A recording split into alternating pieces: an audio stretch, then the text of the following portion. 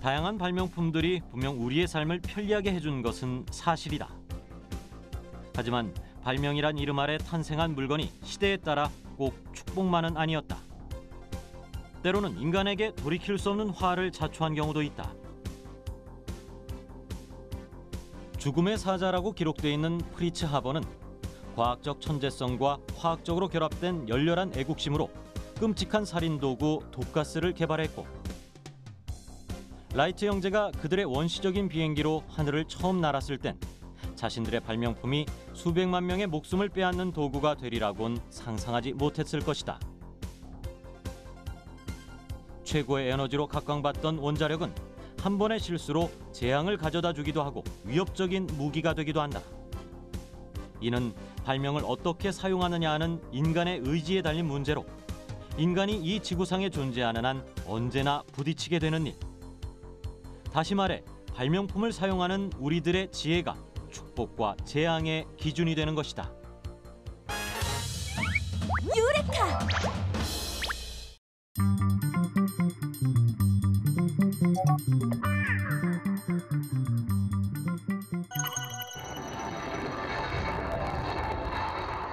붉고 푸른 색색의 스모그를 뿜으며 하늘을 가르는 항공기들이 고난도의 고개 기동을 펼쳐 보인다. 관람객들의 시선을 단숨에 집중시킨 화려한 에어쇼의 주인공은 영국 와딩턴 국제 에어쇼에 참가한 대한민국 공군 특수비행팀 블랙 이글스.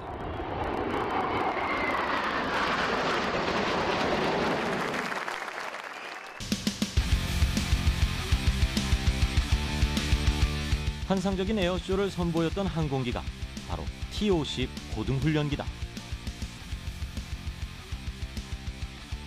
고도의 기동성을 자랑하는 디지털 비행 제어 시스템, 디지털 제어 방식의 엔진, 견고한 기체와 착륙 장치 등을 장착해 같은 급의 훈련기 가운데 최고의 성능을 지닌 것으로 평가받고 있다. 또한 국내 기술로 개발된 최초의 초음속 항공기로 세계 12번째 초음속 항공기 개발 국가라는 타이틀을 안겨줬다.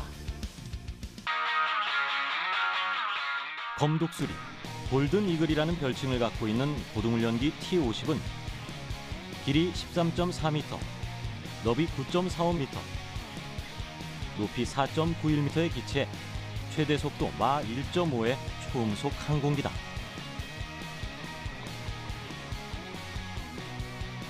초음속, 말 그대로 음속보다 빠른 속도를 내기 위해 고도의 기술력이 필요했다.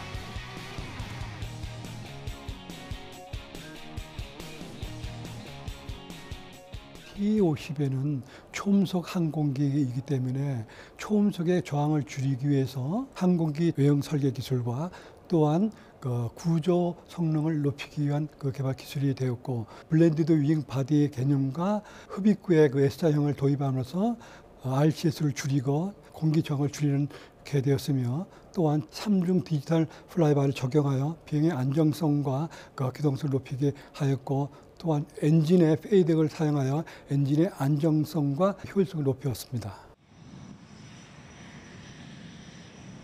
그야말로 고도 기술의 집약체라 할 수 있는 T-50 고등훈련기는 개발 착수부터 완료까지 모두 8년이 걸린 프로젝트다.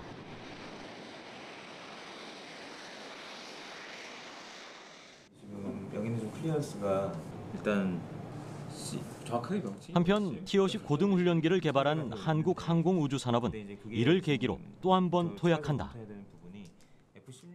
T-50의 개발에 경험이 없었더라면 경공격기는 꿈도 못 꿨지요. 근데 경공격기를 저희들이 개발하면서 T-50 이제 전수받았던 기술이 이제 국산화되는 그런 과정에 우리가 많은 기술과 경험을 습득하게 됐고, 그 이후에는 저희들이 세계 어느 나라하고 또 어느 회사와 비교해도 상당한 수준의 항공기 개발 기술과 경험을 갖고 있습니다. 이후 T-50 고등훈련기 개발자들은 공군 실전 배치 가능성, 수출 가능성, 전투기 개조 가능성 등의 과제도 해결해 나간다. 그 결과 T-50 고등훈련기는 2007년부터 우리나라 공군에 실전 배치돼 F-16, F-15 등의 전투기 조종사를 양성하고 있다. 또한 2011년에는 인도네시아 수출에 성공해 우리나라를 세계 6번째 초음속 항공기 수출국 반열에 올려놓았다. T-50 고등훈련기 개발로 다져진 기술력은 전투기 개발로 이어졌다. 한국항공우주산업이 국내 기술로 만든 최초의 국산 경전투기 FA-50. 최대 속도 마 1.5, 작전 반경 430km. 미사일과 유도무기 등 최첨단 무장이 가능할 뿐만 아니라 야간 투시 장치가 있어 밤낮으로 임무 수행이 가능한 전투기다.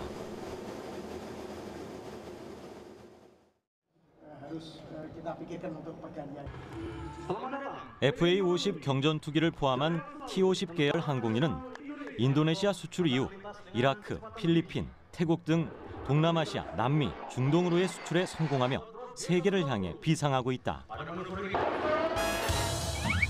유레카!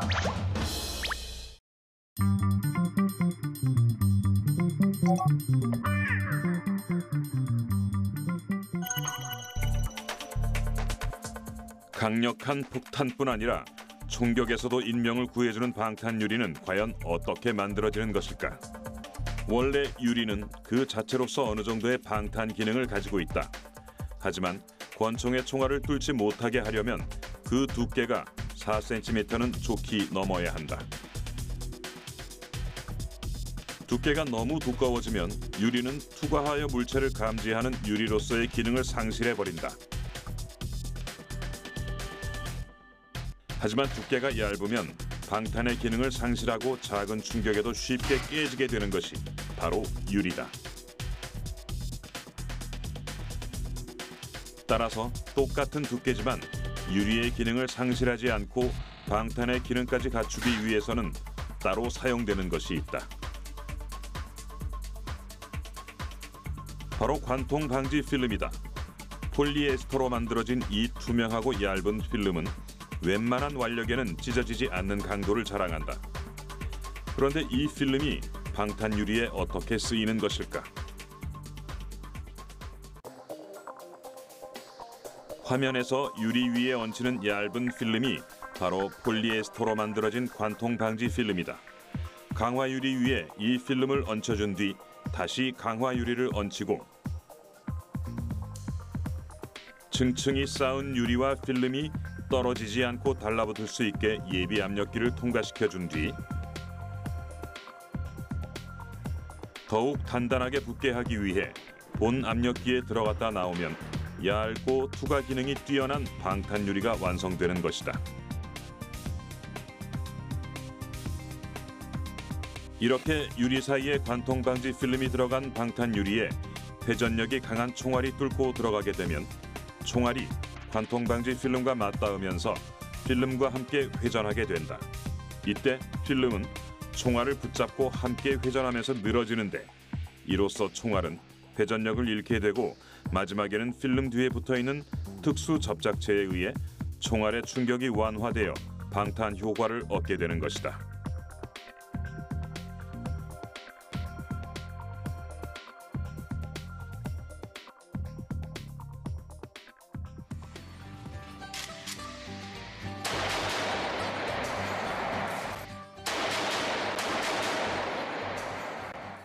거리 5m 밖에서 권총으로 쏜 최초의 총탄은 3발 정도를 막아낼 수 있으며 총알이 일단 들어온 뒤에는 필름이 변형되어 4발 이상의 총탄에는 견디지 못하게 된다. 따라서 방탄 유리의 궁극적 목적은 최초의 피격 후 도피할 수 있는 시간을 가지게 하는 데 있다고 할 수 있다. 유레카!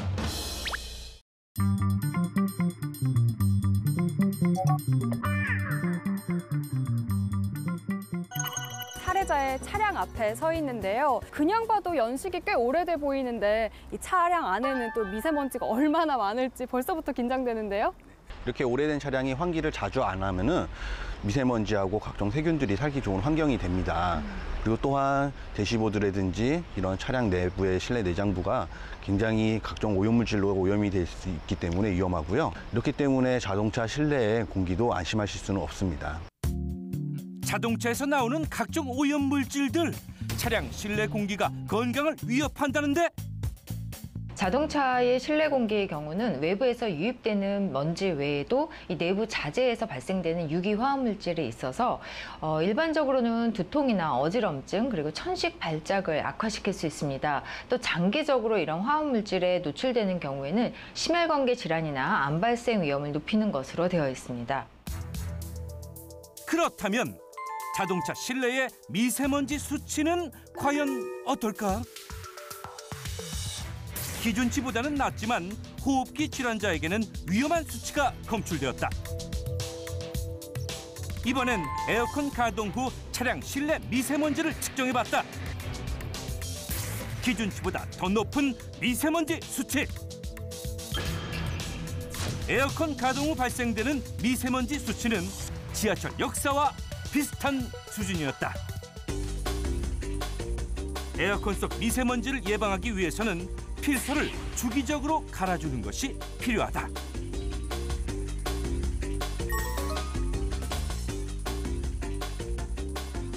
또 차량 미세먼지는 주행 상황에 따라 수시로 바뀐다는데 주행 환경을 다르게 한 후 미세먼지를 측정. 그중 터널과 지하 주차장에서 가장 많은 미세먼지가 검출되었다. 도로변에서 이제 많이 발생하는 미세먼지가 차량 내에 유입될 수가 있습니다. 그래서 자동차 연소 입자라든지 엔진 연소 입자 또는 이제 도로변 비산먼지 또는 이제 타이어라든지 브레이크 마모에 의해서 발생한 이러한 미세먼지들이 차량 내에 유입될 수 있다고 할 수 있겠습니다. 운전을 하다 보면 운전대 옆에 버튼들이 굉장히 많잖아요. 그중에서도 이렇게 차 안에 동그라미 표시로 화살표가 된 모양이 있어요. 그건 혹시 뭐예요? 차량의 공기 순환을 표시하는 버튼인데요. 내부 순환 버튼이라고 있습니다. 요즘에는 바깥 공기가 굉장히 나쁘니까 내부 순환 버튼으로 누르시고 운전을 많이 하시는데요.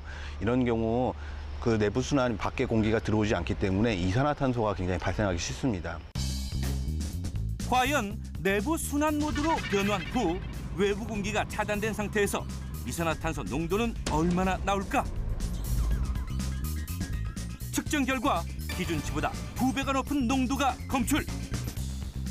차량 내 이산화탄소 농도가 높으면 두통과 졸음을 유발. 잊지 말고 환기를 자주 시켜주는 것이 매우 중요하다.